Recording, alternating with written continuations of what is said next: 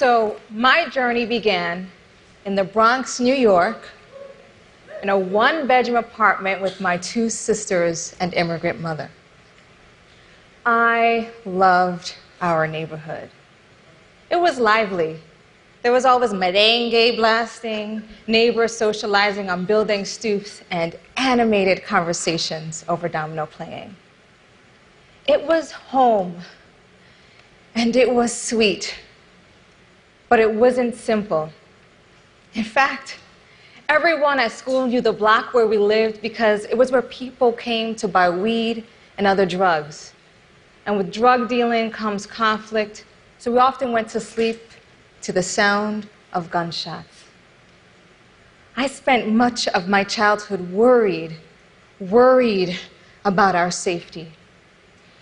And so did our mother. She worried that the violence we witnessed would overtake our lives, that our poverty meant that the neighbors with whom we lived and shared space would harm us.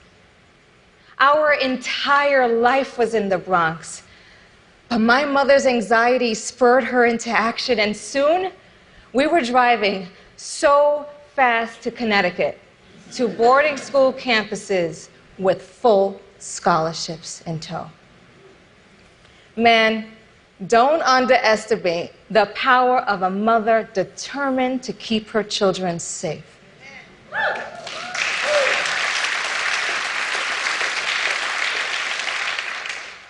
At boarding school, for the first time, I was able to sleep without worry. I could leave my dorm room unlocked, walk barefoot in the grass, and look up to see a night sky full of stars. Happy novelties. But there were other novelties as well. Very quickly, I felt like I didn't belong. I learned that I didn't speak the right way, and to demonstrate the proper ways of speaking, my teachers gave me frequent lessons in public on the appropriate way to enunciate certain words. A teacher once instructed me in the hallway, asking. She said this loudly.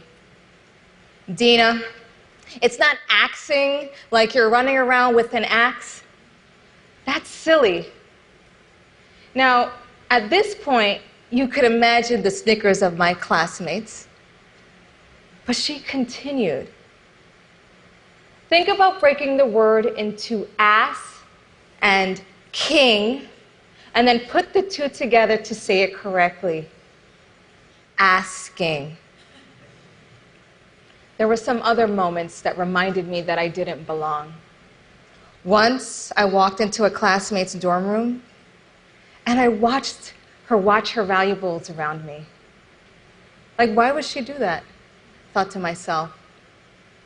And then there was the time when another classmate walked into my dorm room and yelled, "Ew," as I was applying hair grease to my scalp. There is emotional damage done when young people can't be themselves, when they are forced to edit who they are in order to be acceptable. It's a kind of violence. Ultimately, I'm a quintessential success story. I attended boarding school and college in New England, studied abroad in Chile, and returned to the Bronx to be a middle school teacher. I received a Truman Scholarship, a Fulbright, and a Soros Fellowship, and I could list more. But I won't. I earned my doctorate at Columbia University. And then I landed a job at Yale. I am proud of everything that I've been able to accomplish on my journey thus far. I have eternal imposter syndrome. Either I've been invited because I'm a token, which really isn't about me, but rather about a box someone needed to check off. Or I'm exceptional which means I've had to leave the people I love behind. It's the price that I and so many others pay for learning while Black.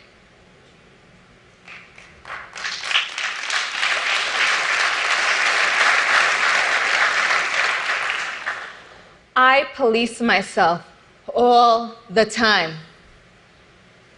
Are my pants too tight? Should I wear my hair up or in a fro?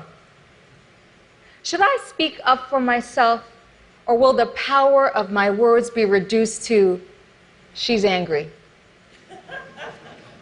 Why did I have to leave the Bronx to gain access to a better education? And why, in the process of getting that better education, did I have to endure the trauma of erasing what made me me? A Black girl from the Bronx raised by an Antiguan mother. So when I think about our current education reform initiatives, I can't help asking, what are our students of color learning about themselves?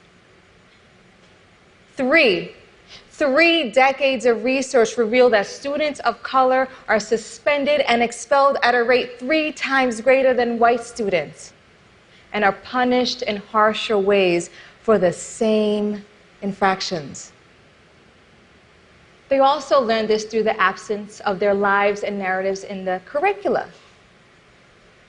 The Cooperative Children's Book Center did a review of nearly 4,000 books and found that only 3% were about African Americans. And they further learned this through the lack of teachers that look like them.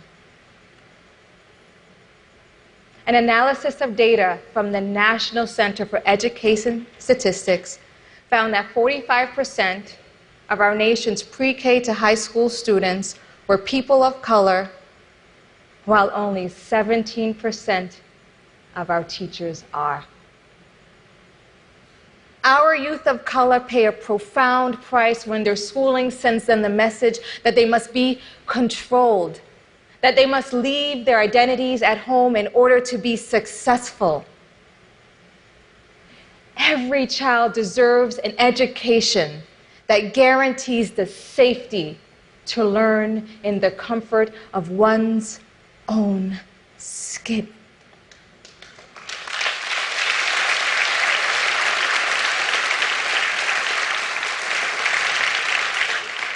It is possible to create emotionally and physically safe classrooms where students also thrive academically. I know because I did it in my classroom when I returned to teach in the Bronx. So what did that look like? I centered my instruction on the lives, histories, and identities of my students. And I did all of this because I wanted my students to know that everyone around them was supporting them to be their best self. So while I could not control the instability of their homes, the uncertainty of their next meal, or the loud neighbors that kept them from sleep, I provided them with a loving classroom that made them feel proud of who they are, that made them know that they mattered. You know, every time I hear or say the word asking, I'm in high school again. I'm thinking about ass and king and putting the two together so that I speak in a way where someone in power will want to listen.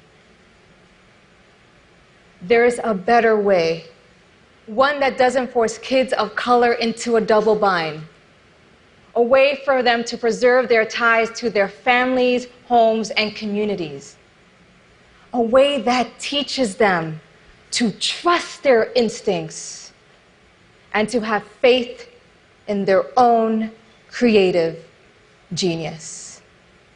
Thank you.